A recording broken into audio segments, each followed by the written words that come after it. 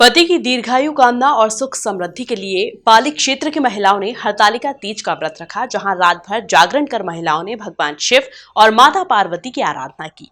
देखिए रिपोर्ट। हरतालिका तीज व्रत का पालन करने के लिए महिलाएं माता बिरासिनी मंदिर सहित भगवान भोलेनाथ के दरबार में पहुंची, जहां माता पार्वती और भगवान भोलेनाथ की मूर्ति स्थापित कर फुलेहरा के नीचे व्रत का पालन किया गया।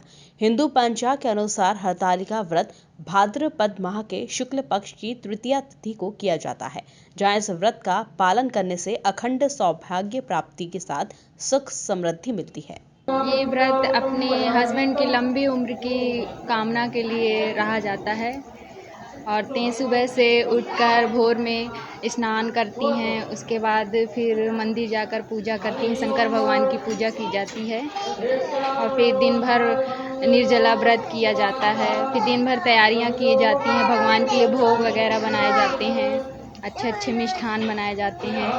फिर शाम को तैयार होके फिर भगवान में मंदिर जाके पूजा की जाती है।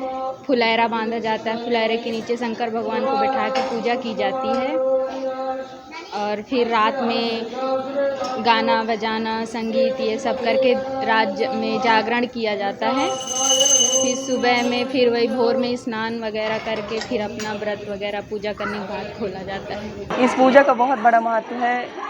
मतलब इस पूजा को कुंवारी कन्याएं और सुहागिन महिलाएं रहती हैं अपनी पति की लंबी उम्र की कामना के लिए। और मैं सुबह से ही बहुत उत्साहित रही इस पूजा करने के लिए। पूरी तैयारी के साथ अभी मंदिर में पूजा हो रही है, सभी महिलाएं सब एकत्रित हैं और इसमें पूरी रात भर जागरण चलता है। तो ढोलक बजाते हैं, गीत नृत्य सब चीज़ होता है। इसका बहुत बड़ा विशेष महत्व है। हम सभी बहनें ये तीज हरियाली तीज का व्रत रखते हैं शिव शंकर भगवान के लिए, और इसके लिए सुबह से मौन व्रत रहकर स्नान किया जाता है, भोलेनाथ की पूजा की जाती है और निर्जला व्रत किया जाता है। इसके करने से सुहागिनों को बहुत बड़ा पुण्य प्राप्त होता है और हम सभी बहनें इस व्रत के लिए सालों से इंतज़ार रहता है कि अभी इस महीने में भाद्र मास में शुक्ल में तीज व्रत आएगा, तो हम लोग उसको बड़ी विशेषता से करेंगे और बहुत अच्छी तरह से इसको निभाएंगे।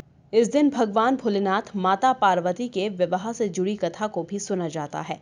यह भी कहा जाता है कि अविवाहित कन्याओं द्वारा व्रत का पालन करने से उन्हें सुयोग्य वर की प्राप्ति होती है।